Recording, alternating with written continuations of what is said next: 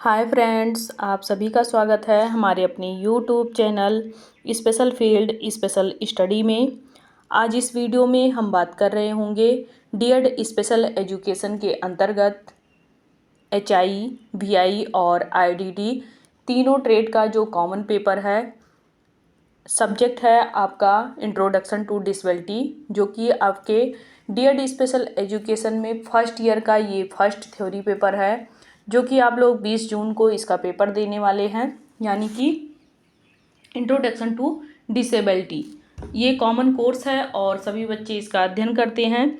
इसमें अभी तक हम लोगों ने जो अध्ययन किया है पिछले वीडियो में, उसमें हम लोगों ने शॉर्ट टाइप सभी क्वेश्चंस कंप्लीट किए हैं यूनिट फर्स्ट के, और इस वीडियो में हम यूनिट 2 यानी कि यूनिट सेकेंड, इसके हम जो शॉर्ट टाइप क्वेश्चन है इसको कंप्लीट करने वाले हैं। इसके और भी वीडियोज आपको मिल जाएंगे जिसमें आपको ऑब्जेक्टिव टाइप क्वेश्चन लगभग 100 क्वेश्चन और ट्रू एंड फॉल्स के लगभग 100 क्वेश्चन मिल जाएंगे, जो कि आपको आने वाले पेपर में काफ़ी हेल्पफुल रहेंगे।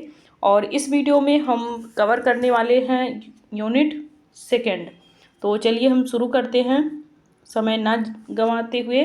इसमें लगभग हम 25 क्वेश्चन करेंगे, जो कि मोस्ट इम्पॉर्टेंट क्वेश्चन है आपके पेपर के दृष्टि से, जिसको 20 जून को आप लोगों को देना है।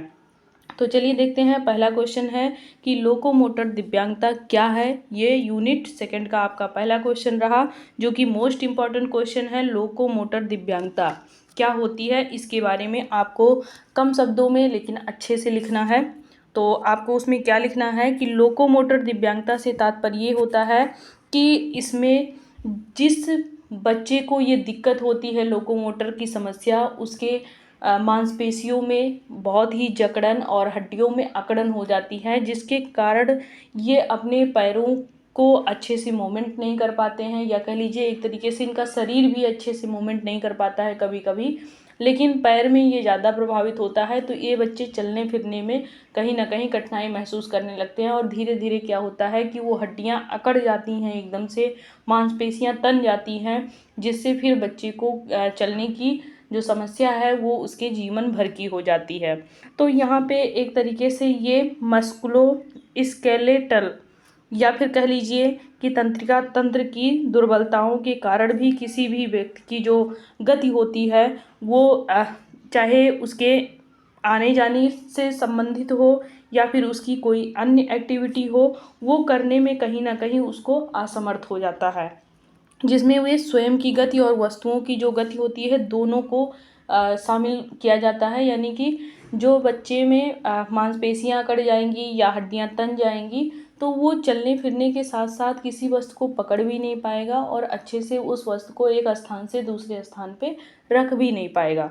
तो ये एक तरीके से लोकोमोटर डिसेबिलिटी है। इसको चाहे आप अपने शब्दों में लिखिएगा या फिर जैसे इसमें लिखा है इस तरीके से भी लिख सकते हैं, बट ये थोड़ा सा आपको समझने में प्रॉब्लम क्रिएट करेगा कि यहाँ तंत्रिका तंत्र की दुर्बलता, तो यहाँ पे वही है कि आपकी हड्डियाँ मांसपेशियाँ जो हैं, जो आपकी नसें हैं, वो एक तरीके से तन जाएंगी, अकड़ जाएंगी, तो फिर आप जाहिर सी बात है कोई भी कार्य करने में असमर्थ रहेंगे।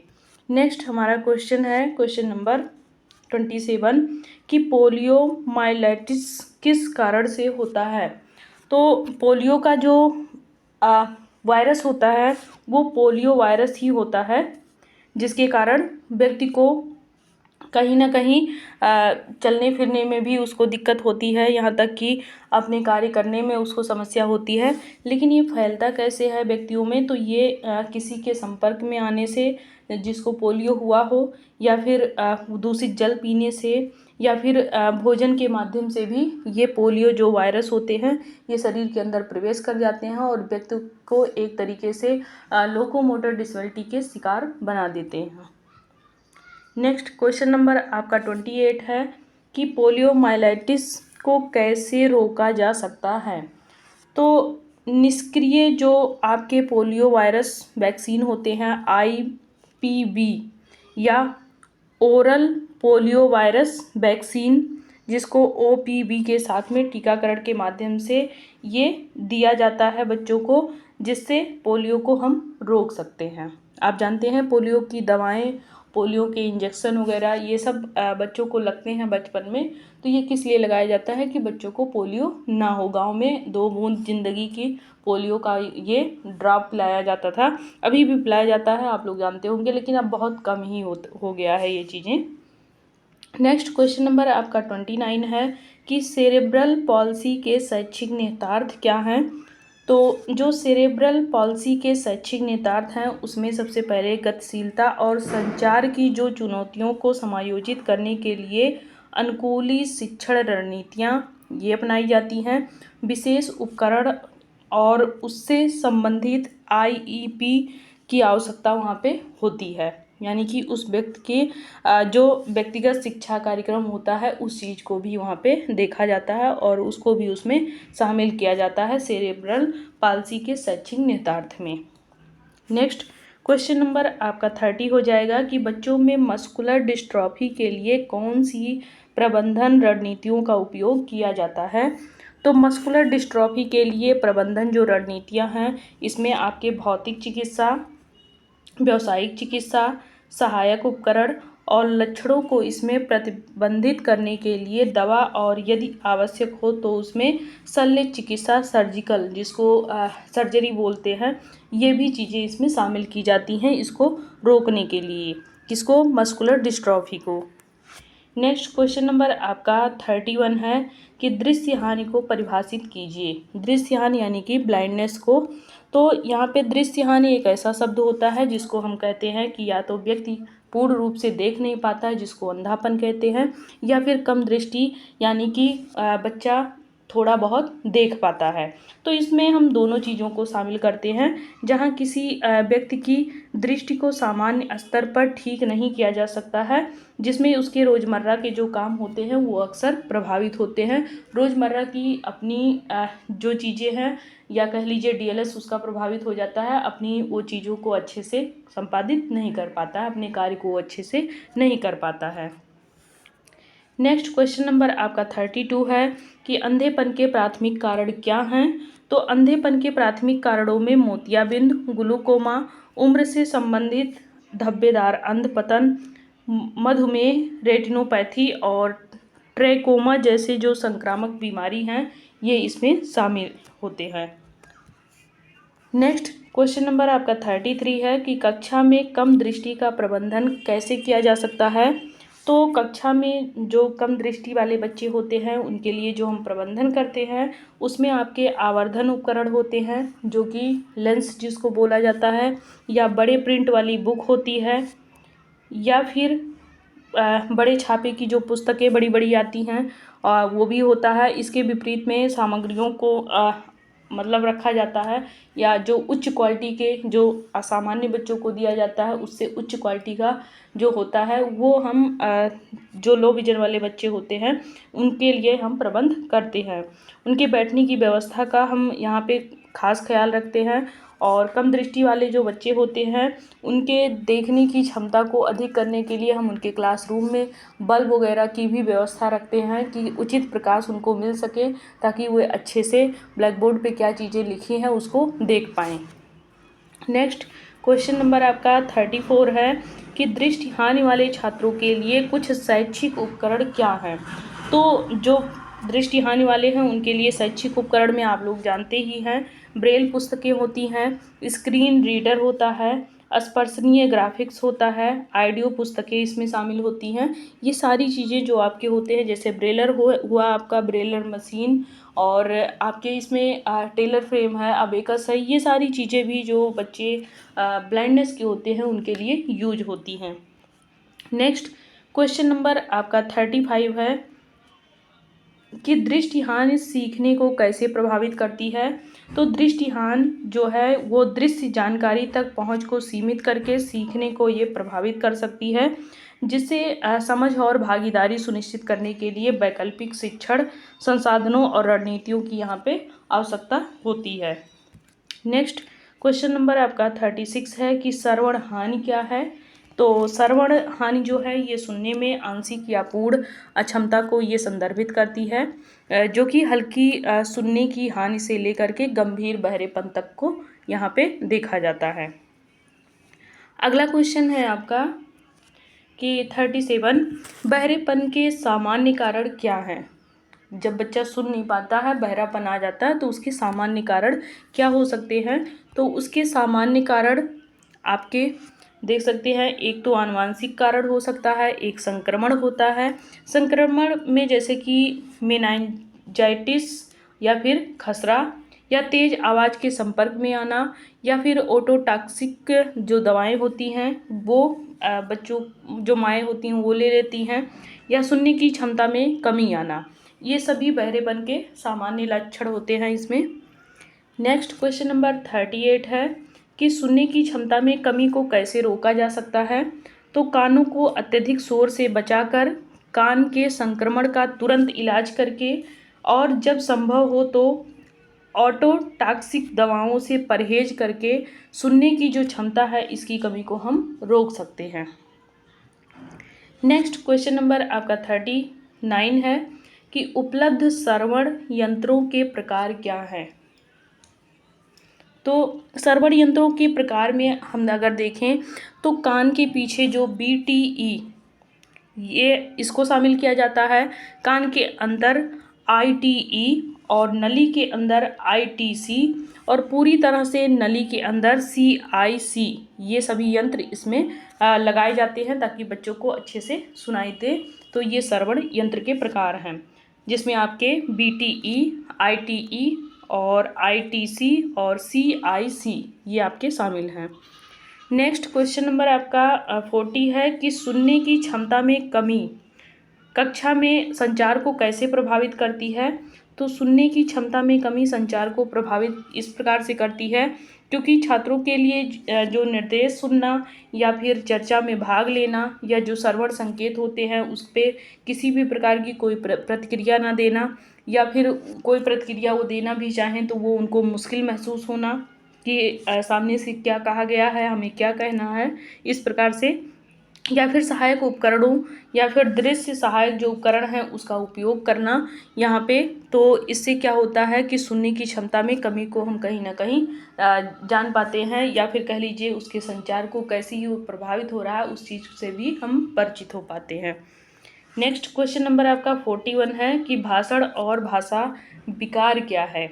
तो यहाँ पे भाषण और भाषा विकार एक ऐसी स्थिति होती है जो किसी व्यक्ति की भाषण और भाषा के माध्यम से प्रभावी तरीकों से संवाद करने की क्षमता को ये प्रभावित करती है।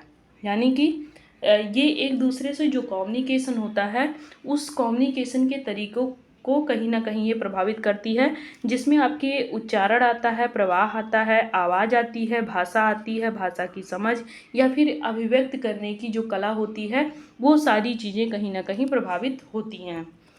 नेक्स्ट क्वेश्चन नंबर आपका 42 है कि भाषण विकारों के कारण क्या हैं। तो यहाँ पे भाषण विकारों के कारण में विकास संबंधी जो विकार होता है या फिर तंत्रिका संबंधी स्थितियाँ होती हैं, सुनने की क्षमता में कमी होती है, शारीरिक दुर्बलता आती है, जैसे कि फांग तालु और मनोवैज्ञानिक कारक, ये सभी चीज़ें इसमें शामिल होते हैं।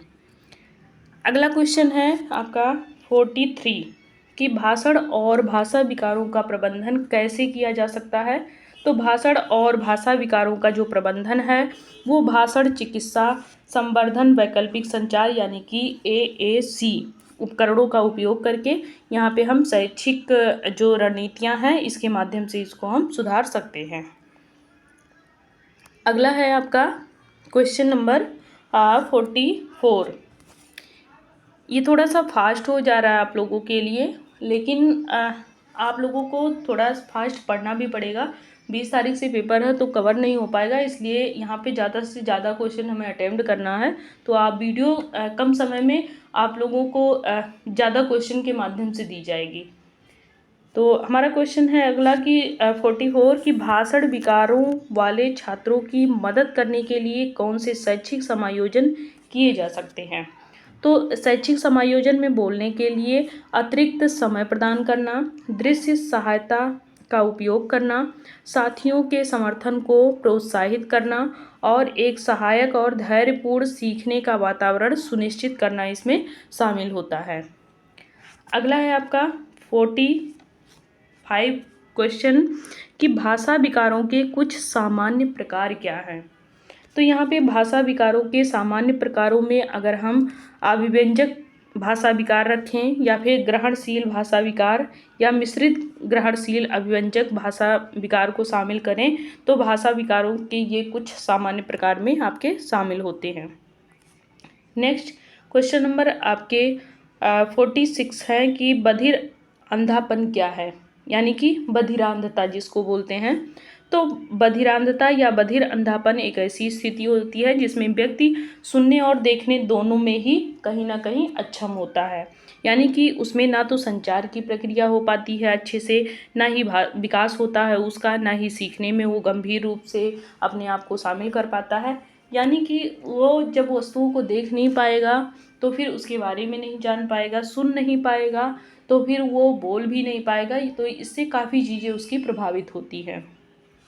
नेक्स्ट क्वेश्चन नंबर आपका 47 है कि बहुदिव्यांगताओं के शैक्षिक निहितार्थ क्या हैं।